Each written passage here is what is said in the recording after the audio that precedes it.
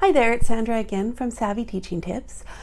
I just want to remind you to please ring that bell and click that subscribe button so that you'll get notifications of all my upcoming videos. Today I wanted to talk about something I call math junk. So some people call these math collections.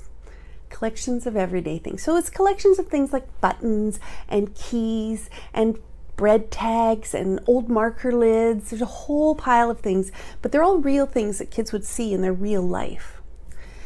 And I'm going to talk later in this video about how I got my collections. But for now, I'm just going to talk about how I use my collections. I keep these collections in little single-serve Tupperware containers in my class with a little lid. It's easy to clean up. I used to keep them in baggies, but it was harder to clean up and the baggies would fall apart. This way, the containers are a little more durable and I can pass them out and the kids find them easy to handle.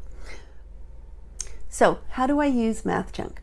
Well, I just need to preface this by saying that I run a very structured classroom. I love routines. Once the kids get the routines, they understand them, things flow seamlessly. But when I introduce a routine, I'm very rigid. And it might seem that way to you, very rigid, and you might do things differently in your classroom. But remember that as time passes, I really do loosen the structure. But at the beginning, the kids need to know where the boundaries are. This keeps behavior issues to a minimum.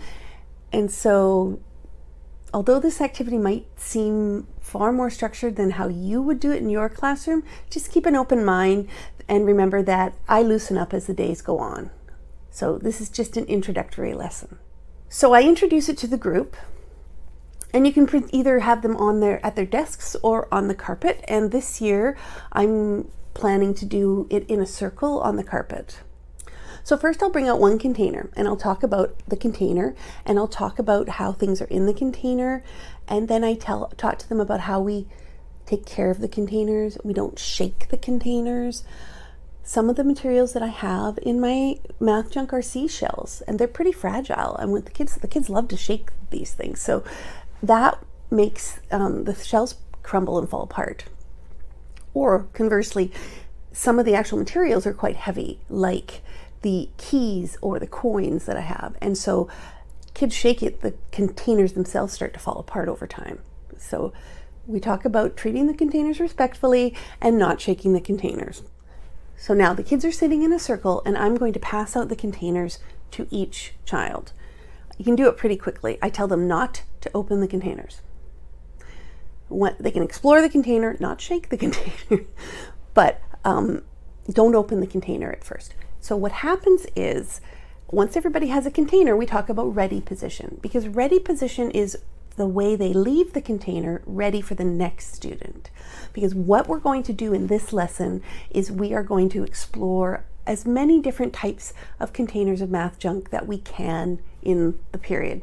So I want to expedite this and make it easy for the next kid to pick up and not have to come to a new container and what the other child has done is already there. So getting into ready position is getting ready to move on to the next container. And ready position means that you take the whole collection and you kind of squish it into the middle in a nice pile. And what that will do is that will break up any patterns that anybody's done, if they're doing some sorting or grouping or building structures, whatever they're doing because they're allowed to play with these containers right now. Whatever the previous child has done, it's now broken up into a nice pile, and then the next child is free to start their own exploration. So, ready position. Pile them all into the middle pile in the middle, and then stand up. And if you stand up, you can't touch the containers, or you can't play with the manipulatives. So it makes it easy to transition to the next container. So let's go over this again. Ready position means you squish all your manipulatives into a pile and you stand up. And if I were doing it at our desks, then they have to push in their chair. Stand up, push in their chair. So then we rotate to the next position.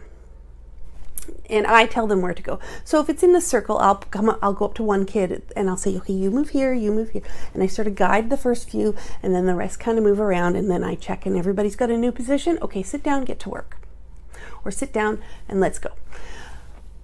And if they're at their desks, then the rotation might be a little more difficult. Maybe the desks aren't in a circle, so I'll have to guide. I'll choose one kid and I'll say, this is where you're going, and then this is where you're going, and I'll move kids around the room that way. And the first few times it takes a little bit of time, but eventually most of them get it, and then I only need to keep an eye out for the ones, who aren't necessarily good at listening to instructions. So that's how that happens. Now they play, and then I want to get their attention. So I either use a yoga chime or I clap my hands. Whatever activity I do, they put their hands on their head. Now, as soon as they have their hands on their head, they are no longer able to play with the manipulatives. Some of them will put one hand and keep playing, and I will be like, nope, we're waiting for everybody to get all their hands on their heads. Not everybody gets their hands on their heads, and it can get really uncomfortable waiting for somebody to put their hand on their head. But once they have their hands on their heads, I'll say, okay, now let's get into ready position. Now they can start clean. And this is where you have to also make sure that kids are putting things in a pile. They're not cleaning it up and putting it back in the container. Because if they start doing that, it just takes longer. And we want to expedite things. We want to get on to the next activity. We want to keep those kids moving. So that's what this whole lesson is all about, exploring the materials. With younger kids, I'll give them probably up to 5 minutes per container. It depends on whether or not people are getting restless. You kind of keep an eye on the tone of your class, and if it looks like they're starting to get bored or somebody needs to move on, then I just clap, clap, clap, hands on head, okay, ready position, and then we move to the next one. I really believe that the kids need time to play with the materials, because this is how children learn. They're banging things, they're hitting things, they're weighing things. It's how they learn the properties of things. They need to explore the texture, the color, the smells, how much it weighs. And I like to call this getting their play out. So when we're doing this activity, we're getting the play out, because then what we're going to do is we're going to get to the next activity, which is going to be doing something with these manipulatives. It leads really nicely into sorting and classifying and graphing and looking for attributes and determining what's different and the same between things. But first, we really need to learn, just have a chance to play. Depending on the class, I could spend the entire math block on this activity alone. Older kids only need to do this once or twice until they've gotten their play out. But younger kids will need more time. And it also depends on the peer group you have, because, a couple of years ago, I had a second grade class, 7-year-olds, that needed 2 weeks to do this before they stopped throwing them at each other or putting them in their mouths or sliding them off the table or whatever they were doing with them. I wanted them to stop goofing around. They needed to get the play out. So it depends on each kid.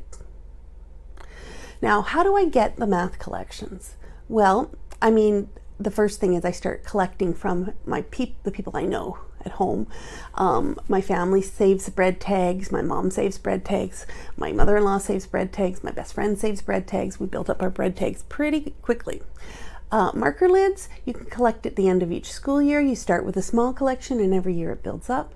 And or another thing you can do is send a letter home to the parents saying, I'm looking for things. I'm looking for buttons. I'm looking for beads. I'm looking for old coins. And I have a letter, a freebie, linked own copy of the letter that I like to send home, because you need to replenish your math junk every few years. This stuff, things get lost and collections start to get smaller. They might disappear into little pockets. You never know where things go. So I use this letter, and I almost always get a ton of response from parents. So that's it, math junk. It costs you almost nothing. The containers are what cost me the money. And I feel like I'm reusing, recycle your 3 R's. And you can't beat real items that kids use in their lives. It really helps with that connection between like if you're using patterning in real life and patterning in objects. We're not just using those, those pattern blocks and those toys that we find in the classroom. We're also using things that they find at home. And as many connections as you can build, I think, is the best way to teach anything, especially with math. So I hope you enjoyed that, and please follow me on Instagram and Facebook at Savvy Teaching Tips, or on my TikTok at Savvy Teaching. Bye.